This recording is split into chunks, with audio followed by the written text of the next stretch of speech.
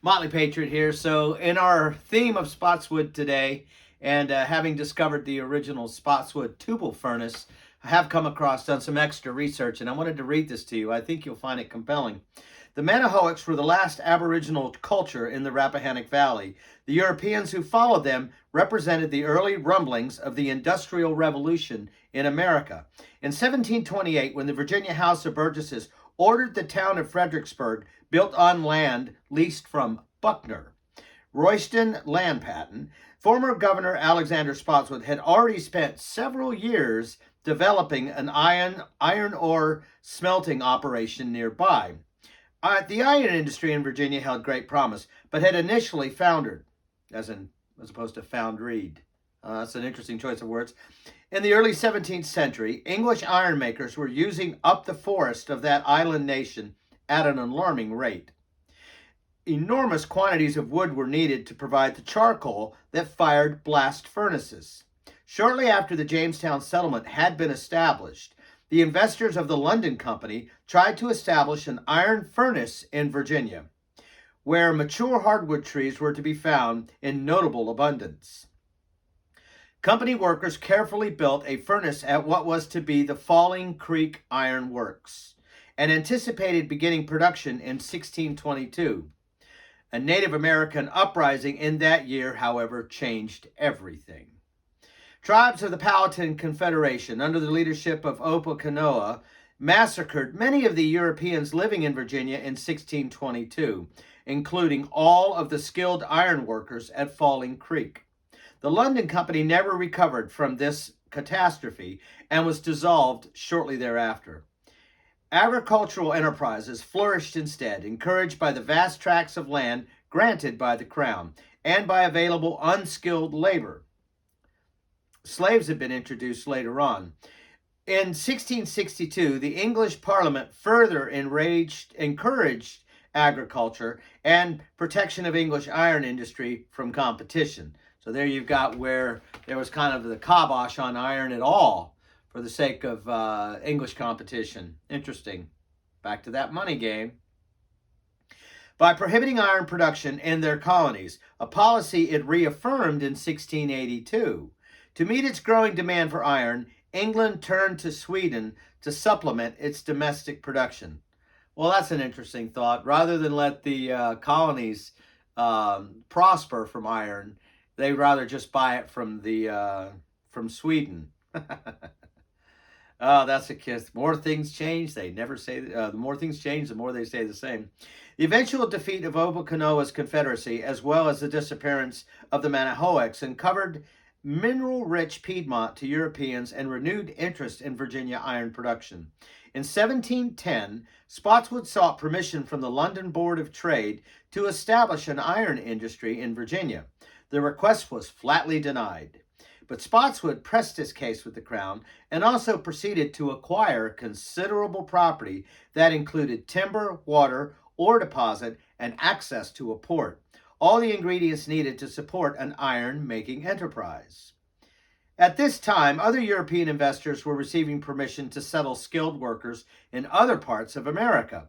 In 1714, a group of 9 German iron workers and their families, 42 people altogether, arrived in England for one such enterprise in North Carolina. Upon learning that the settlement to which they were destined had been wiped out during a frontier war, a well-meaning investor in London, who fancied himself one of Spotswood's partners, diverted this group of Germans to Virginia. When they arrived, Spotswood was probably aghast to learn he was responsible for their travel expenses, but quickly took advantage of these immigrants with the critical iron-making skills he needed. He moved them upriver to the bend in the Rapidan River and had them construct a fort to help secure the frontier against the raiding Iroquois. Now that's interesting, referencing to the Iroquois, which will be coming down the mountain pass on the east side of the Blue Ridge Mountains. So looking for beaver. So they could trade with the French and the Dutch in New York. Another another conflict brewing. Anyway, politics are everywhere. It's very interesting. He moved them upriver to a bend of the Rapidan. He moved them upriver to a bend in the Rapidan River and had them construct a fort to help secure the frontier against raiding Iroquois. The Manahoacs were long gone. or so they say. There might have been a few sitting around. There were references to them in uh, court proceedings, even in Orange County court proceedings. In fact, one of the local land patent, Bohannon, had actually filed a complaint in court about the Indians burning out their pigs. Can't hate on the Indians for wanting a little pork barbecue. Jeez, what's wrong with you guys, huh? Anyway, the area became known as Germanna. Spotswood awaited permission to produce iron ore. These trained iron workers probably also opened mines and prepared to build a furnace, because when the mine company was authorized to be formed in 1719, Spotswood furnace was able to become operational as early as 1720. Better to ask for forgiveness than permission. Spotswood iron is historically significant for several reasons. First, this enterprise reveals that slave labor was a critical component of early industries in Virginia. Spotswood's Germans, for example, departed as soon as any financial obligation to the former governor had been satisfied. While other skilled iron workers were probably recruited from Europe, the former governor turned increasingly to slave labor. Iron production is an extremely labor-intensive industry, requiring workers to mine ore, quarry limestone, which is used as a flux to remove impurities in the molten iron, cart raw materials to the furnace, and cart the iron to market. Fully half of the workforce engaged in charcoal production. This process entailed cutting trees, stacking the wood in piles 30 to 40 feet in diameter, smoldering it into nearly pure carbon, and then hauling the charcoal to the furnace. By the time Fredericksburg was founded in 1728, Spotswood had more than 160 workers engaged in what was called the tubal furnace. By 1739, the only hired employees at Tubal were a founder and a general overseer. So you can see how the slave trade didn't start it, but it certainly became the go-to. And then by 1739, it was all in. Spotswood also engaged in a plantation type of organization that typifies the somewhat isolated iron production enterprises in the South. The feature of this system included slave labor, as described above, a self-sufficient operation providing food and shelter to the workers, and export to overseas market. This isolation, however, eventually led to the demise of Chesapeake production. Timber supplies diminished, and the inadequate overland transportation system proved unable to compete with Western furnaces able to obtain anthracite coal and leak to ports via canals and eventually rail. The iron industry in Spotsylvania County was also important because the volume of iron produced was instrumental in bringing Fredericksburg to prominence during the American Revolution. Statistics for colonial iron production in 1750 show that Virginia and Maryland exported 2,460 tons of pig iron to England. So in 1750, 2,460 tons of iron to England that year. Spotswood's tubal furnace produced 410 tons of that figure, or nearly 17%. The availability of local industries became critical as the American colonies sought to arm themselves to stand against the British Empire. James Hunter had established an iron work in Falmouth in 1750, when the Revolutionary government authorized gun manufacturing to occur in Fredericksburg. In 1775, he expanded his operation, while Charles Dick and Fielding Lewis established another gun manufacturer just south of Fredericksburg. During the American Revolution, Hunter's complex included mills for making iron, producing arms and tools, slitting and planting iron, and making wire.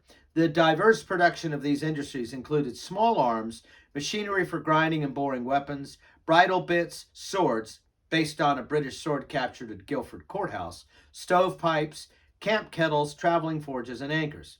In 1781, Governor Thomas Jefferson ordered General George Whedon of the Fredericksburg Militia to protect these important facilities from far-ranging Lieutenant Colonel Benestre Tarleton and his Loyalist cavalry. Tarleton disrupted the Virginia General Assembly, then in session in Charlottesville, but did not venture through Fredericksburg when he rejoined the British Army on its way to Yorktown. He did, however, destroy several thousand weapons en route from the American field forces to where they could be repaired and made serviceable. The militia had come together at Falmouth as a contingency force, but went home without seeing action. One of the many post-war claims made to the new government came from an Anthony McKettrick, for payment of 114 gallons of rum provided this militia when it had been on duty at Hunter's Forge. They still drink in Fredericksburg like that, from what I'm told. That's hilarious. Instead of succumbing to an enemy raid, the Fredericksburg iron industries were severely hurt by a misguided change in government policy that made previously exempt iron workers subject to service in the Army. The industries were further crippled after independence had been achieved when newly established federal government did not designate the town of Fredericksburg as a port of entry. Further, the available forests had become exhausted and production waned for lack of wood. The furnace that Alexander Spotswood had built in the Rappahannock Valley wilderness had ceased production by 1792. Hunter's work continued to operate with iron from the Accokeek furnace in Stafford County, but even this long-established enterprise was eventually put up for sale in 1798. Richmond soon became the Commonwealth's leading industrial center because it was able to combine the availability of coal and iron ore by way of James River navigation with the all-critical maritime access to world markets, which also goes back to the endeavor to put the railroad down here at the bottom of my yard, linking all that coal in West Virginia to deep water ports. Anyway, Motley Patriot, encourage you to go out there, and it's on the Fredericksburg website. It's an interesting article. It goes into depth. It's probably the first decent article I've seen about Fredericksburg and some of that history. So it's out there. I'll put a link on the description. Motley Patriot, finish up our Spotswood Day of Curiosity. See you soon.